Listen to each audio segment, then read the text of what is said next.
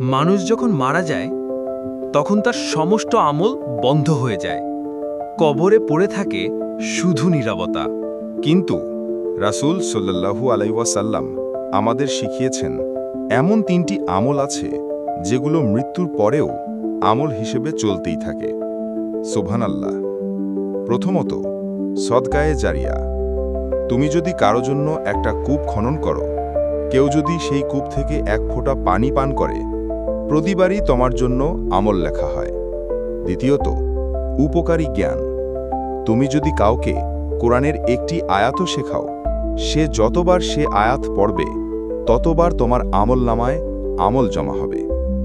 তৃতীয়ত, একটি নেক সন্তান, যে তার মা বাবার জন্য কবরের পাশে দাঁড়িয়ে দোয়া করে, হে আল্লাহ, আমার মা বাবাকে মাফ করে দাও। সেই দোয়ায় কবরের অন্ধকার আলোকিত হয়।